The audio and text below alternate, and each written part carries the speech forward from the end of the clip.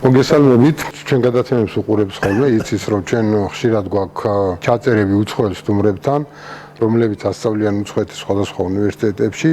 დღეს ჩვენი სტუმარი არის ქალბატონი იდითი ისრაელიდან, რომელიც ასწავლის ისრაელში, როგორც სკოლებში ასწავლის პატარა ბავშვებს, ასევე ასწავლის სტუდენტებს უნივერსიტეტში. და ჩემი პირველი შთაბეჭდილება, რამაც განსაკუთრებული შთაბეჭდილება მოახდინა ჩემზე, არის წიგნი, ლამაზად გაფორმებული წიგნი, რომელიც ხსნის ეკონომიკის პრინციპებს. ახლა ქალბატონ იდიტს გადავცემ სიტყვას და ის მოგვიყვება არა მარტო წიგნის, არამედ ჯერ თავის შესახებ, ხოლო შემდეგ წიგნის შესახებ გვეტყვის ორიოდე სიტყვით. 1 minute როგორც წინა ამ მსგავს გადაცემაში Gia Jandieri მოგვეხმარება გადაცემის ჩაწერაში. Please, Idit. Okay. Thank you. So at first about yourself and after about this book. And after we will have some questions, I hope. Okay. First of all, thank you for inviting me here. It was really a great experience to come here. And okay, then I'm Idit. I have a PhD in economics. I teach several courses of economics in both university and in college. And I also work as a researcher in a public policy research institute. And a few years ago, I published this book, which is called In the Forest. And it has principles of economics presented for children as a matter of a children's story and not educational, because I believe that you should learn from experience and from fun and not just by educators. And the reason I wrote this book was that when I was a student myself, there were student strikes about tuition, and no one talked about the quality of the degree that we're getting. And after a few years, there were other demonstrations about the cost of living in Israel. And I realized that learning economics at the university is a little late to understand or to comprehend the basics of economics. And also that principles of economics are good to use at whatever age, not only for adults, but only for children, as they are the basics of decision making. And at the beginning, I thought maybe to write to students of school and high school, but then I thought it would be better to start at the beginning, even in kindergarten. From which age is possible to? I think that the book is good for the age of 4. 4 years? 4 years old, maybe. Very interesting. Yeah, and maybe the paintings are a bit childish, so they would speak to children up to 8 or 10 years old. But I think that the principles themselves are comprehensible even to younger kids. I was trying to teach those principles to my kids since they started to making their own decision, maybe at the age of 3.5 or something like that. And it's of course good for any older age. Mm-hmm. Yes. And how about children's parents? Well, actually this was one of my hopes, that through reading the book to the children, parents would have some questions for themselves and maybe change their point of view. And at the beginning, I didn't even said that this book was about economics, because I thought that parents would be afraid to buy this book because they didn't want to teach children from early age about economics, because maybe they would be too calculated and not too social. But over the years, I got some review that said it's not good. You should say it's about economics. I should say it about economics. And also, I've been asked by the parents themselves to add a few words for each chapter. I have at the end, I have for each chapter what is the basic principle behind the chapter. What could be an example from everyday life that we could show the kids how these principles are coming to life in every day. It's very interesting to read it, but unfortunately I cannot read Hebrew. I'm translating it to English and just to edit it, and then everyone could read it. Yes, it would be interesting, and I would like to read it. Yes, and I will. So, can I ask you something about? I was thinking that if there is such a book, maybe parents, as you said, can be also reading it, but also maybe even it can be useful out of class type of thing, that parents decide to read this if this is not taught at kindergarten or the school. So they can try to read this like a fairy tale and then themselves understand this. There are some important things there. And there can be also, oh yeah, great, I will teach them. I am teaching them, not others, but I am teaching. This comes to the thing that parents are always the number one teacher for children, not the official schools or something, organize something, but you need to, these are your children, so you need to do something for them to make success. And the other side is that when you are reading this, you are also studying something. It happens with this book or anything that you are, nobody is genius. Everybody needs something to do today, something to study today, especially in the current world. Of course, we study every day something in the electronic world. If you don't do that, you are far behind.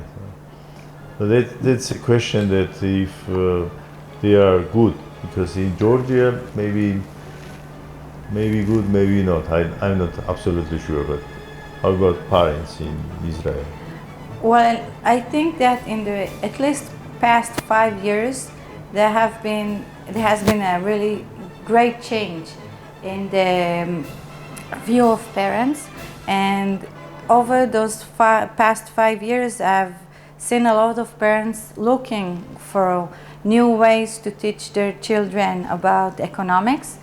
Most of the parents, I think about economics as how to manage budget. They're looking for finance education and not economic education. But I work with a lot of parents, and I also have a course for parents that concerns about how to teach your children the principles of economics before you teach them the principles of finance. And I also see a lot of Facebook groups. I have one of my own that parents are trying to look for information and look for fun ways to educate their children about economics. Again, most of them about finance and not the principles of economics and decision making, but still it's a good change. It's a change in a good direction.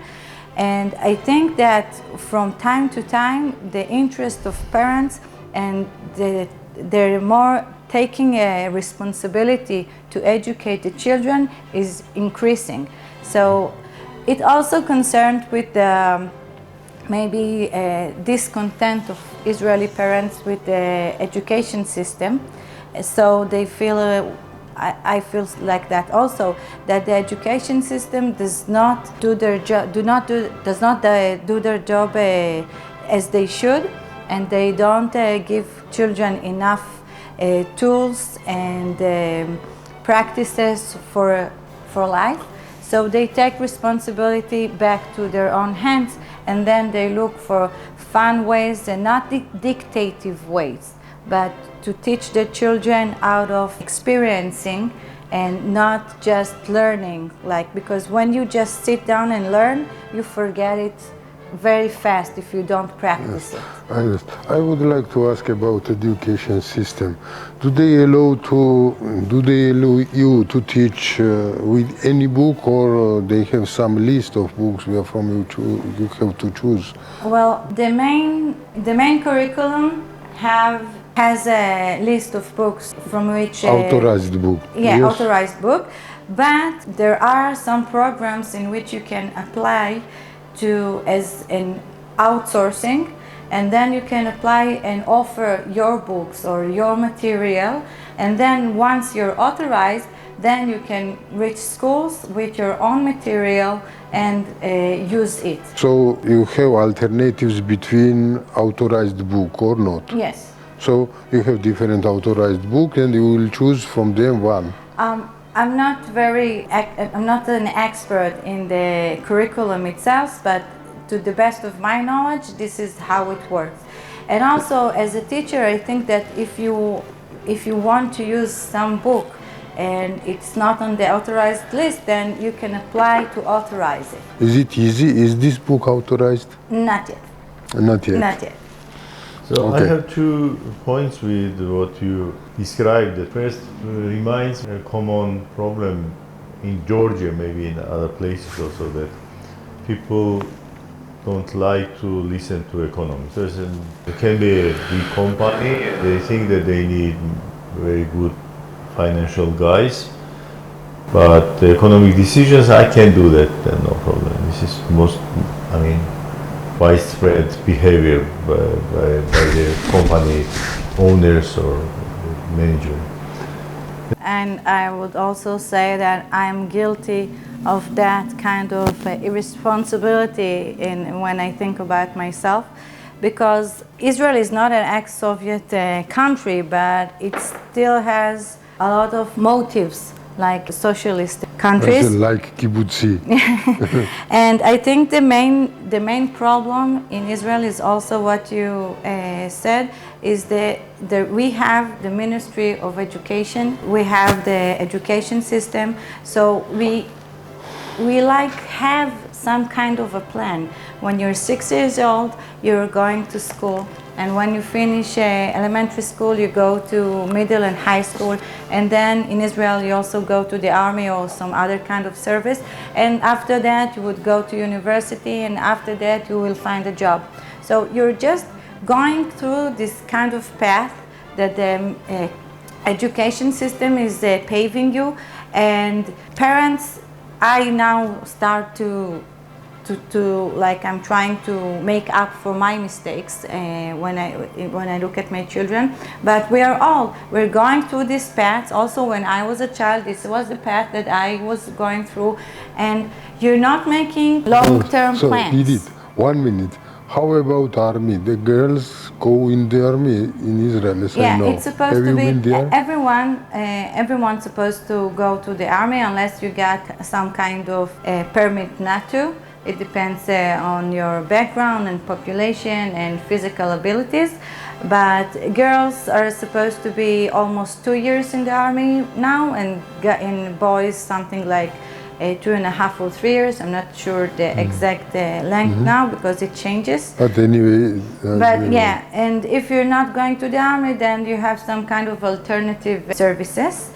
But the thing is, again, that you don't make plans, of course not as a child, but parents, there are some parents that they take their children to like a gifted program exams on the 2nd grade, but this is like, I don't think it's even 10% of the kids that can pass this exam and go to those special programs for gifted children.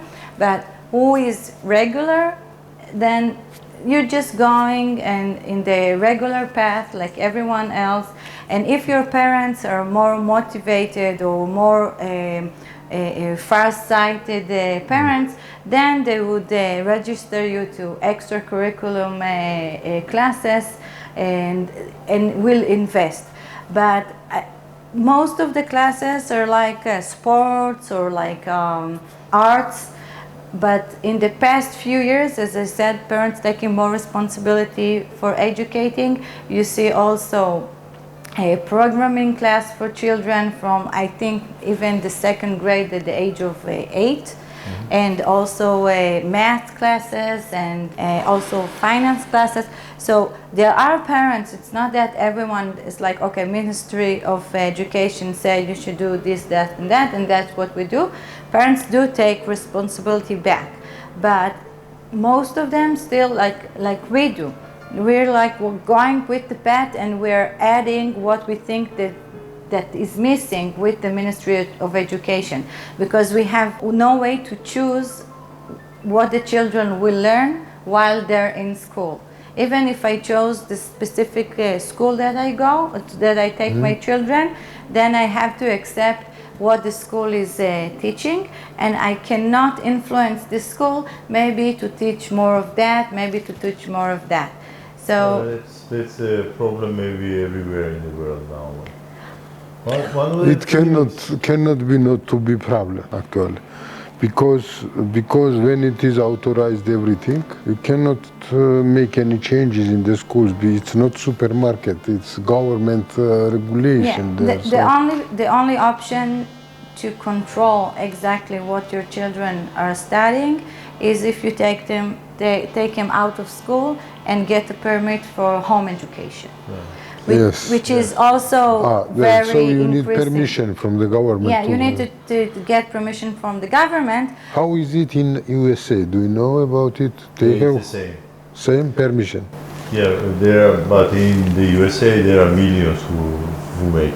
Yes, I know. There's many people who do like this. In Israel, after the COVID lockdowns, the homeschooling became more prevalent than it was before. And it's something that you need to change your whole way of life in order to accommodate that. Because if you are the one who is teaching your children, then you need to have the time and the financial back to finance this thing. Because it's not that you are the only teacher of the children. You probably need to have some private teachers. But this is the only way in which you get full control of what your children are learning. And one thing in addition to this, when people think about maybe they are scarred, because I cannot do that, maybe they think that how can I read all the books or all the materials children need, how can I choose the right teachers or something. First of all, if this is already widespread, then there will be consulting firms who can be offering you that if you want to do this, so you can take this teacher if you want to do it. And there is also, now we are in a different world, we are in an electronic world. You can watch the video, you can choose the teacher which is available in the internet, and it's not always that you need to have direct teaching, that you sit and listen and etc. But you can listen to any number of teachers or people who are talking about the same topic, and you can choose which you like more, which you don't like more. And also it is also kicking away the most problematic thing, that this is obligatory or not. If you do that yourself, nothing is obligatory and nobody can oblige you to read that or that, and you can make even more success. One more thing, I was also thinking that parents, they are trying to get rid not only of the just responsibility, but sometimes it's free riding also, that it's free and what you want. Sometimes if you tell the Georgian that, do you like this? And they say, it's free. Why you are expecting it can be also good quality. If it is free, then it cannot be good quality. This is explaining that they are very good to understand that. Because they want to. Yeah, but they know that this is not really good quality, but sometimes they cannot make themselves decision how to make priorities in their life. because I cannot believe that anybody in Georgia cannot understand that good education and good skills are the #1 priority. Not the TV set, not the car, not the refrigerator, but the good knowledge is the best priority, the most important priority. But when you are told that government is taking responsibility about education, then you can feel the relief that no, I will do that tomorrow, for instance. Okay, I know that this school is not good, but I will find a good teacher for my children. I will invite them to my home, but not today, tomorrow. You are always postponing this, and then, as I said, if you decide that you want to have good lessons in football when you are 10 or 11 years old, so forget, you are already late, because others are already there and you are late. That's what they really cannot understand, especially that the value of time we were discussing during our trip to this place. So the most important thing you are losing when you are spending so much time in a formal institution which does not have any responsibility about your future. No responsibility, just no responsibility. How can they be responsible for anything, what happens with you after that? You are losing so much time there, and sometimes I'm telling to students, because we have some practice of public lectures for students of different universities. Oh, abandon your university, go to the bazaar, work there, you will get more knowledge in 1 month than at your university. This is also truth, because when you are involved in everyday things, then you pay more attention how the people are behaving, how to make customers pleased, etc. This is the economy, not the theoretic things there, but this is the real economy when you are. It's Georgian saying, it's better to see 1 time than heard 100 times. Maybe I translate. By the way, but sometimes it's not enough to see 1 time. When you started talking about this book, I recalled my initiative. Nodar knows about that I found more than 100 Georgian proverbs, which are really old proverbs, before economics became a profession, maybe. And before they discovered some principles of economics, of like division of labor or any kind of principles.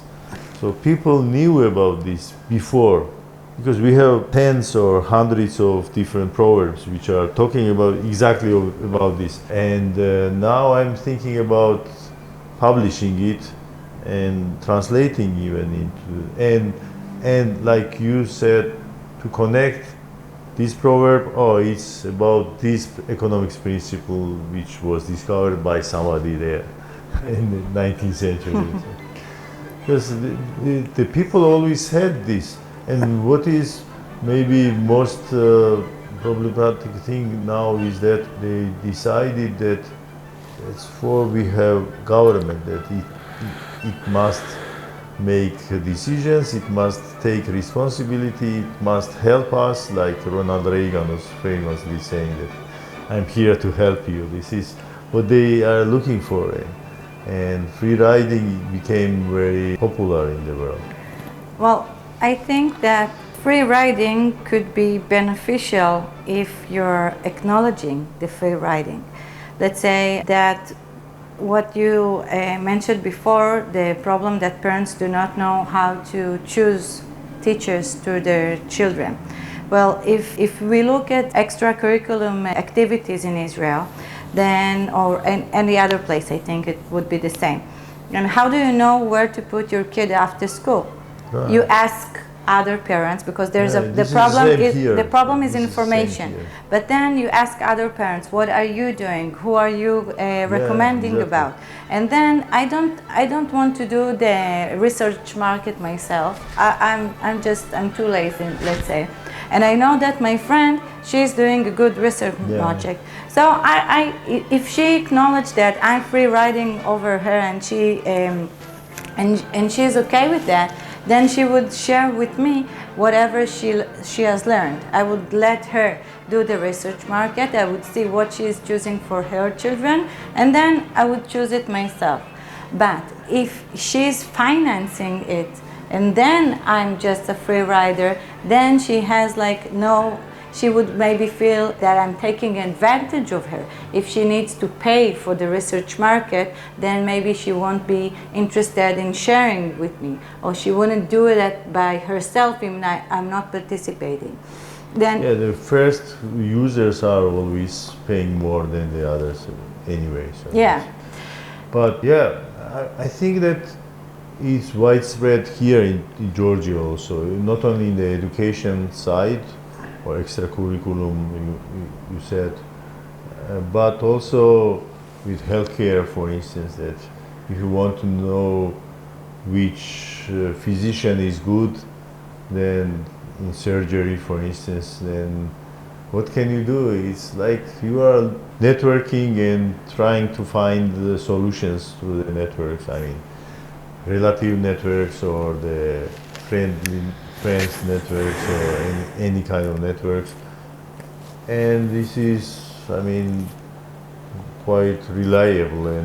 But if there is a demand for such kind of thing, there can be lots of firms who can do that, and they can be competing each other who is giving you better advice or something. We have something like that. Nothing difficult here. We have something like that in service givers in Israel. There's this website, which if you want to give some kind of a service like installation, carpet, furniture renovation, then you can register register yourself in this website, and then they check on you and they give the recommendation at first, and they show the potential customers who can you choose.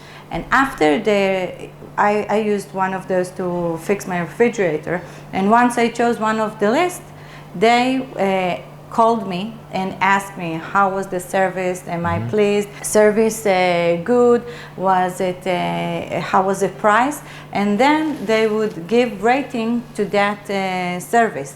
So we could have something like that for any kind of service, the education. And it's been beneficial for both sides, the customers and the service givers, because they don't know how to find you. And it's like Booking. When I was traveling all over Georgia, I was looking at Booking, and I only chose those places who had at least 4 stars, and if I wasn't pleased with the service that I got, then I would give them a bad review.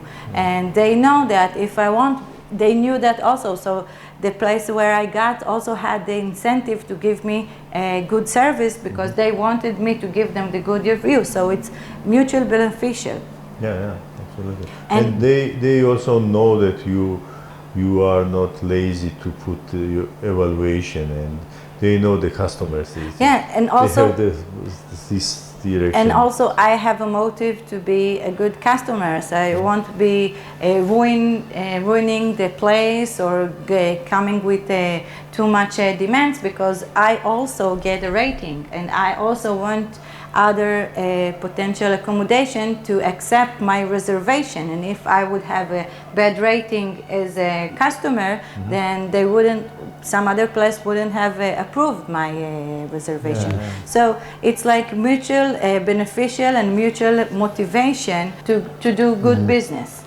So your first time in Georgia, yes? Yes.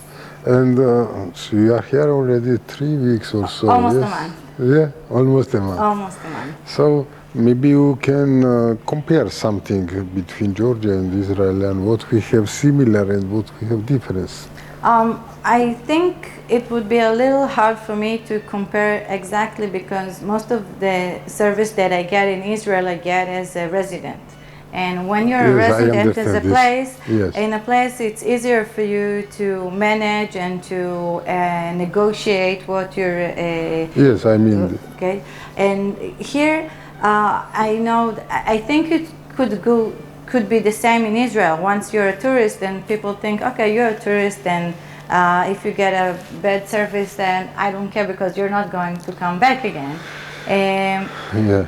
But I think that the most thing that I feel which is different between Israel and Georgia is flexibility. My accent is through the education. You had here communication with students here and in Israel too. Yeah. So you can compare them.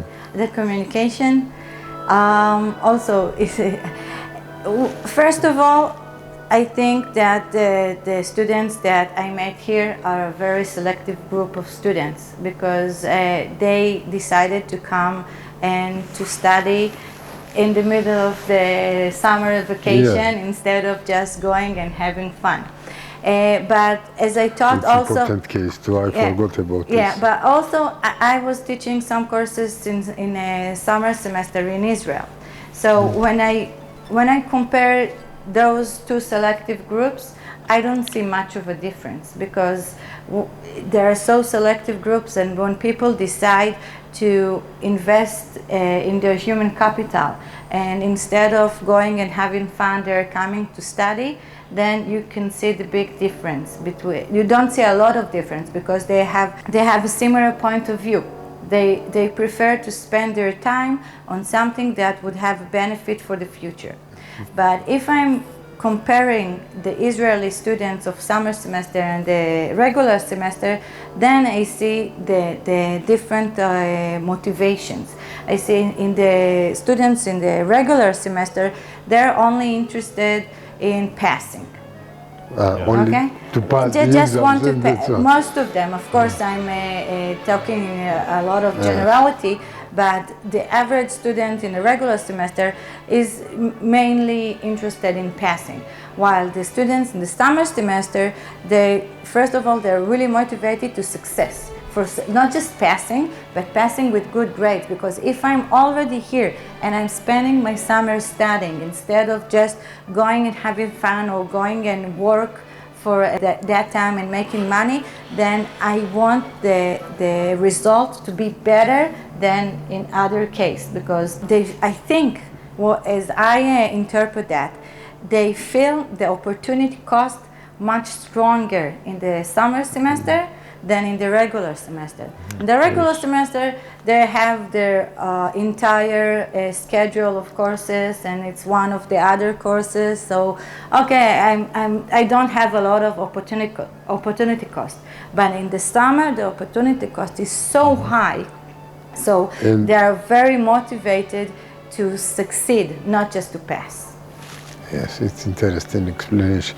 But as I see, problems are same, Georgia and in Israel. I think they're the same everywhere because I have friends who teach around the world in other places, and we all complain about the same problems with the students. Yeah, there is also maybe something in Israel that there are many ex-Soviets living there, who can be also bringing some wrong experience from Soviet Union, and they thought that government is the source of everything, and it's because many people can be thinking that way, not only in the ex-Soviet countries, but in many places.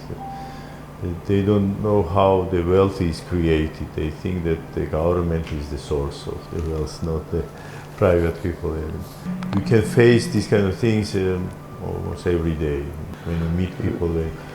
It's here is usual things in Georgia, but how about in Israel? What Gia is saying, that government should give us better life.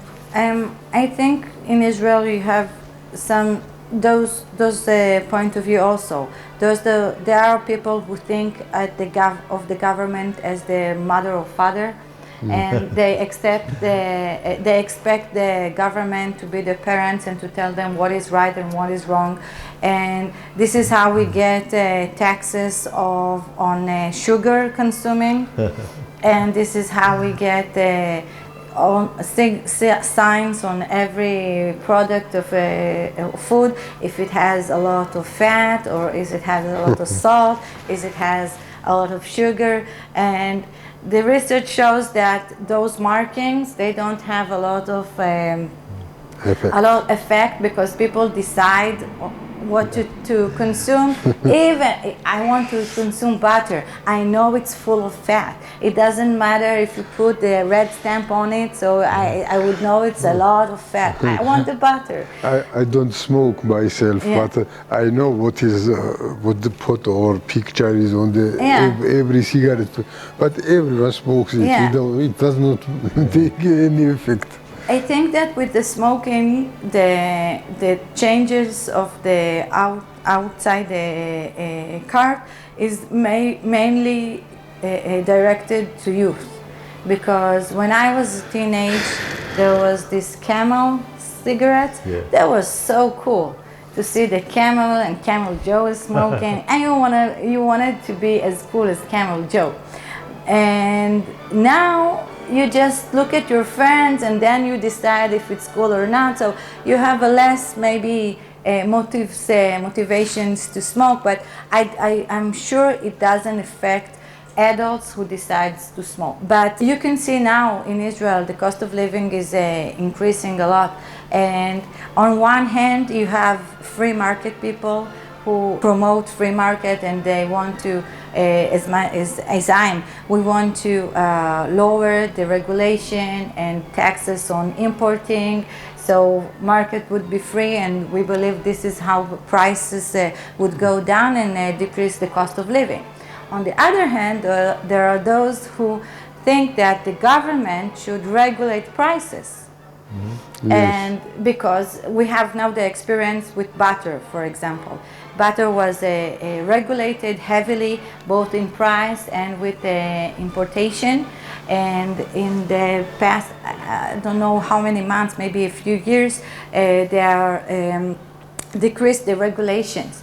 So what you see is the shelves of the refrigerator are full with all kinds of butter, which is completely the opposite of the shortage of butter, which was, I think, mainly in the lockdowns.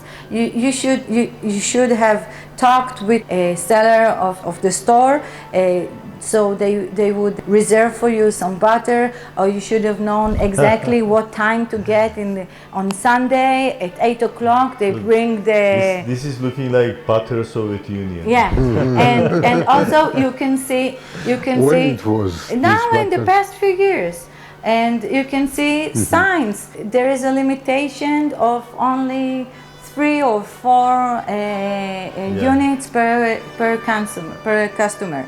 And now there is no problem with butter, but the average price of butter has increased. Why? Because almost no one wants the simple cheap butter, because now there is a lot of imported butter, and it's of high quality, and the price is higher. But people prefer that. People prefer to buy the expensive butter, even though that they have the controlled price butter. So this is the thing that people who don't believe in free market, they say, but think of the poor. They now have to pay higher average price, but they don't, because they still can buy the cheap butter.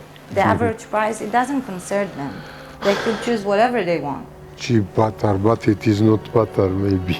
I think it is butter. They say it's 100% dairy, but maybe the flavor, I don't know. I have my own butter that I like, which is imported, but it's less expensive than the controlled price butter.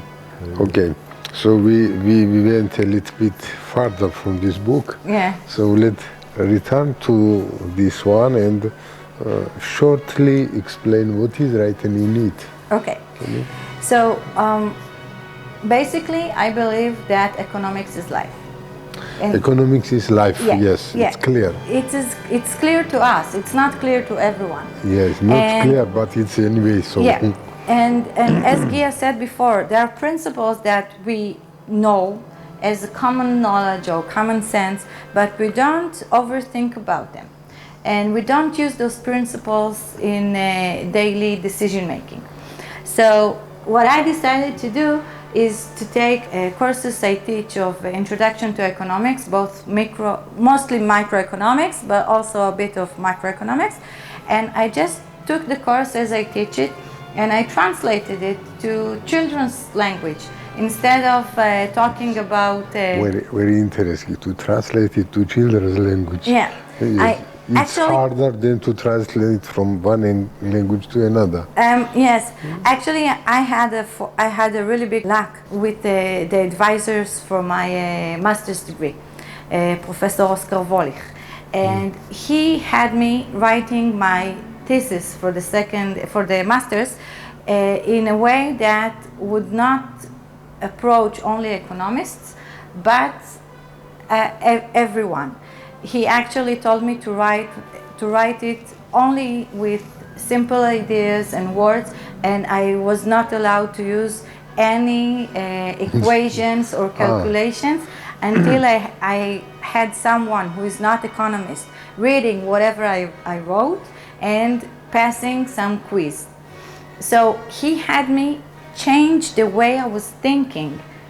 So I could translate everything I'm thinking about economics principle to everyday's language. So this was a really big luck for me because he had totally changed the way I was looking at economics.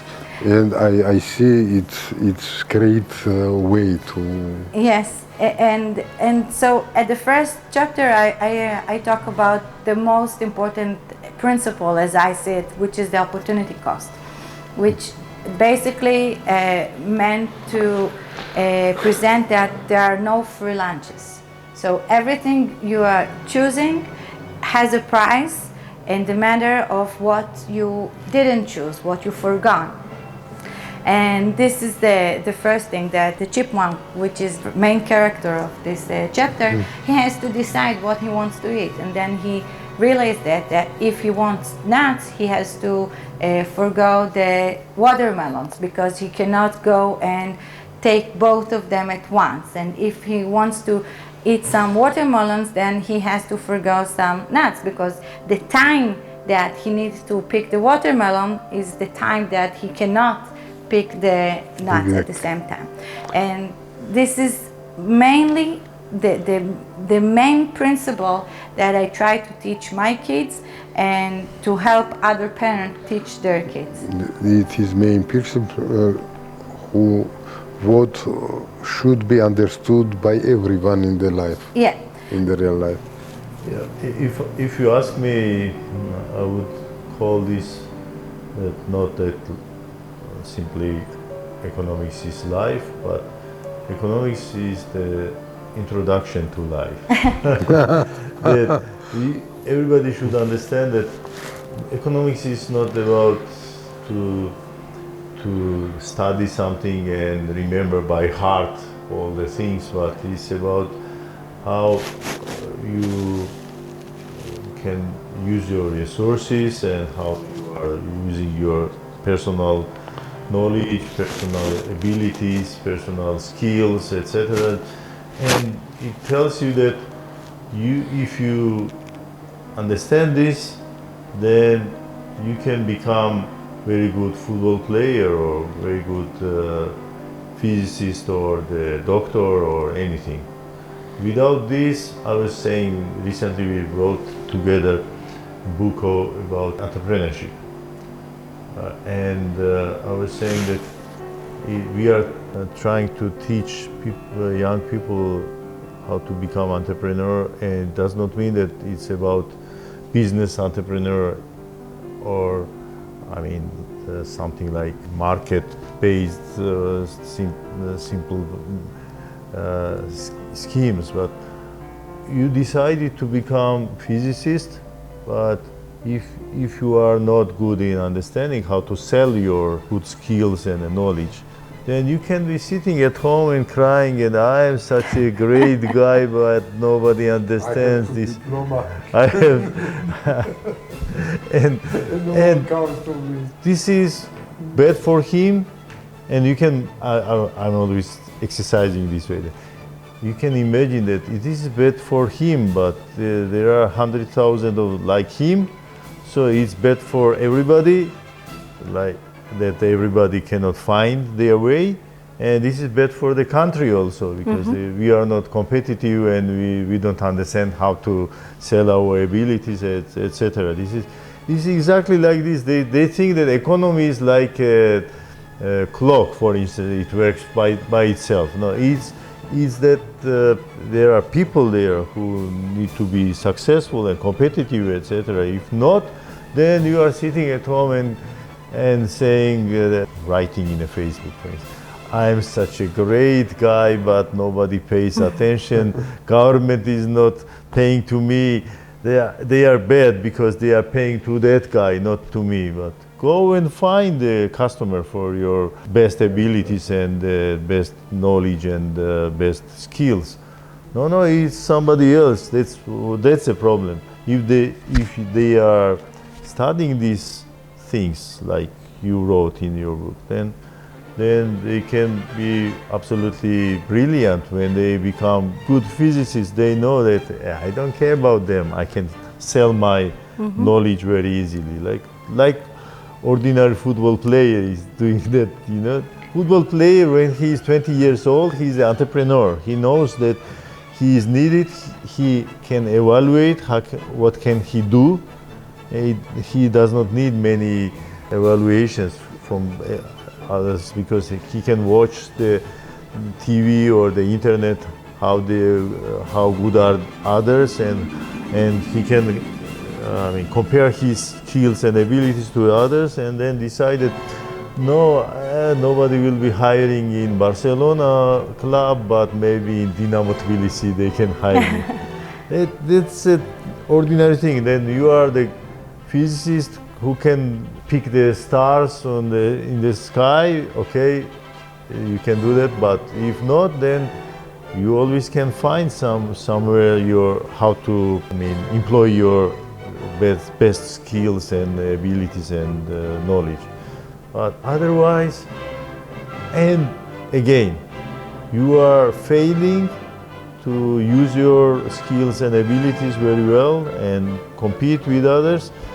And if there are many like you, then the country is not developing and it's staying in the trash. You know, that's what they need to understand. Yeah. That's my point. One of the things that I hear from many students that I teach economics to non-economist students, so they like a service course. They're entering the course, the first class, and they said, "Oh, I don't want to learn economics. I didn't want to learn it at the beginning. I don't have a head for economics." And I was like, "Are you an independent person? Do you take decision every day? You should learn at least the basics of economics and get expert at it. You don't have to be an economics researcher, but every one of us should be at least a basic in economics economist in life." As I say, as soon as you did in your childhood, first decision to do this one, this one, to take this toy or this toy. Yes. So it's first economic decision. Exactly. And ever since I wrote the book, I've completely changed all of the lectures that I wrote, and at the beginning I only use examples from childhood to demonstrate how economics is in our life in every day, every decision. Yes, maybe it's easier for them. Even when choosing your spouse for the rest of the life. It could be like a long-term investment. Okay. So now we should go to the end. Maybe you have something to say us for the end. Before she says, maybe I say that. Okay. I'm very happy that Idit came. We met in Tel Aviv first, and I felt already there that we could understand each other very easily, because we are on the same wave, maybe, that we are trying to explain people how it works. And I'm happy that we understand each other so well, and it's always good for the people like me and you maybe and Nodar that we find each other in this world. Because sometimes you can feel that I'm alone, how can I fight this one? You saw that today we have a big conference there and there are many people who support this kind of approach, and we are happy to host you anytime, and we can organize something in future also. Thank you very much for coming. I would love that. I'm also very grateful for the opportunity, and I thanked Boaz for introducing us, and it was... Say hello to him. Yeah, Boaz Arad, he's the one who introduced us, and I was really grateful to come and to have the experience in the summer school of New Economic School, and I was really enjoying to meet with the students and to teach them, and I hope this is not a one-time experience but a beginning of a long-term relationship. Absolutely. I hope that to see you here again and again. Yes, yes, I would be. You feel that, I'd love that we are not only simply friendly and good hospitality people, but also we have some kind of a special relationship with the people from Israel, and we really hope that we can do this. I feel like we share our goals. Yeah. Yes, we should. Okay, let me know. Thank you very much. Yeah, okay. Thank you very much. Madloba Gia Jandieri, ალბათონი იდიტი, ნოდარ ჩინჩალაძე, ლაშა ჩინჩალაძე კამერის უკან, ყურადღებისთვის.